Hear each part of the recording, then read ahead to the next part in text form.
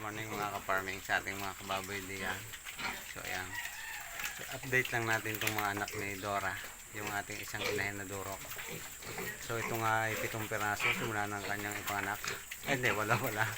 Kaso patay nga po yung isa. So naiwalay natin, almost 1 week na silang walay at ngayon na may natuto na rin silang kumain. Napakatatakaw, ayan, nagagawang pa. So napakalulusog na nila. Bagaman tayo may kinakaharap na matindihang labanan sa ating kapaligiran, ay patuloy tayong lumalaban. So huwag mawawala ng pag-asa. Basta alagaan lang natin mabuti ang ating mga alaga gaya nila. Sila ho nung inilipat ko ay hindi kumakain kasi nagkaroon din ako ng tension na yung inahin nila parang na-stress na sa kanila dahil sobrang lalaki na. So mag 40 days nung iwalay ko sila, almost 48 or 40 days. Ang problema, hindi pa sila marunong kumain, kaya unang gabi na problema din ako dito. Sobrang ingay nila, nagutom. Tapos kapag nilagyan ko ng pagkain doon sa gulong ay tinatambak lang nila. Kaya nahirapan din akong magwalis kasi ayaw kong dapuan nga ng langaw kasi pwedeng pagmulan ng kanilang sakit. So lalangawin at saka lalamukin, papasok ang mga manok. So nahirapan tayo ng mga unang araw.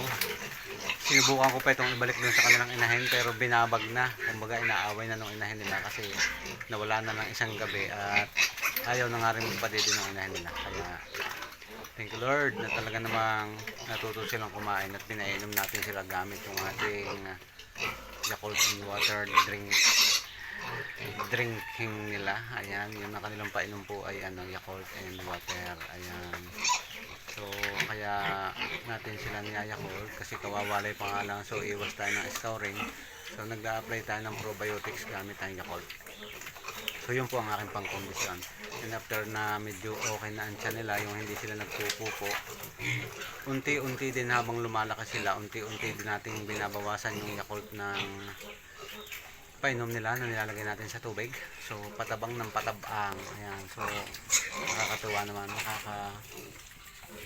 high moral na tumaas yung ating kumpiyansa na tuloy lang kahit ano pang problema sa kapaligiran, kung ano mong uri ng sakit ang meron dyan. So malaga sila po ating pinoprotektahan at pinaalagaan. Kung ano man ang mangyari, talagang ganun lang. So fight lang mga kababoy sa ating mga farming dyan.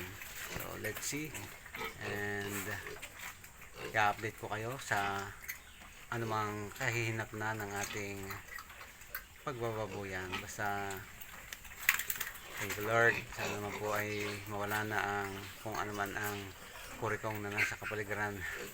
Talagang shoutout po sa ating mga naapekto ng mga kababoyan. Sana tayo po ay huwag mawala ng pag-asa.